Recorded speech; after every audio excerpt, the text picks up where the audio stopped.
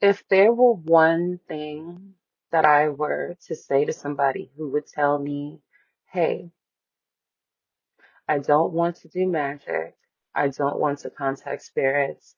I don't want any psychic abilities. I don't want to do anything but trust God. However, I can tell that you know what you're talking about. So, like, what can I do if I want to make my dreams come true without all of that?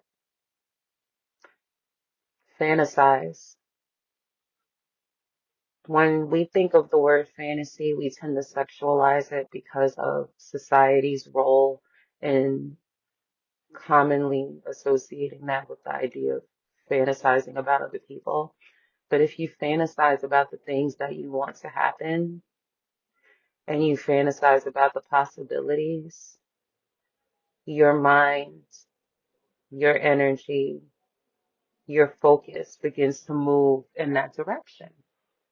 And when it begins to move in that direction, the only thing you need to do is continue to fantasize and take inspired action toward those things. And by inspired action, I mean things that feel good, feel natural, and feel like they need to be done even if you've avoided doing them before. For example, you might have a business, you might have a social media, you might have 30,000 followers, but you do not have a business bank account. That is not in alignment with you being a serious business person. It's time for you to move some funds into creating a business bank account. You need to create business infrastructure. You need to create your proper developments and get things in order so that you can function like a true business instead of playing around and playing a part but not having your stuff together behind the scenes. That's inspired action. That's moving you into a new frequency. That's aligning you. Um, I would also say write it down. Scripting what you want is literally affirming what you want consciously and allowing your brain to rewire itself to go after it. There's nothing wrong with committing things to memory. That's how we learn. So the only way your brain can truly learn what you want is for you to think about it and fantasize it as well as write it down, write it in detail, write it and rewrite it and revise it as many times as possible. Third, find your balance. You are in this world, not of this world, but at the same time, you live here, right? So there's things that you're going to have to deal with and reckon with and compromise with that won't really bend to your will until you strengthen your inner belief and inner confidence in yourself and your ability to bend things to your reality because it's possible without any of this.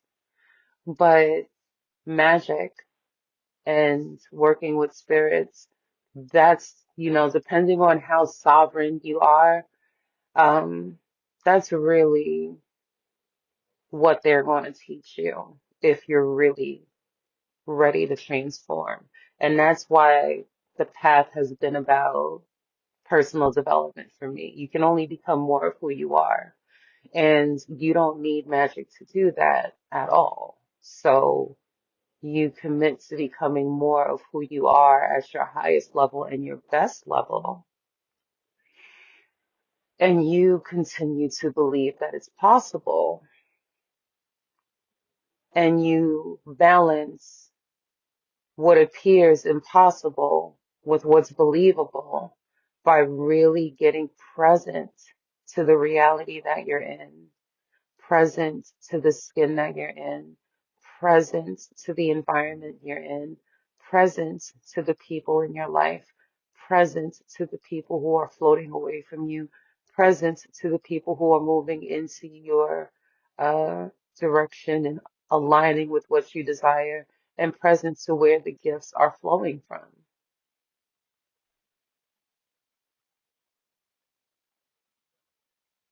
When you're ready to do that, things are going to move so effortlessly in your favor.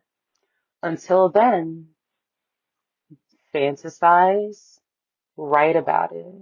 You can write about it in your phone, text it to yourself, email it to yourself.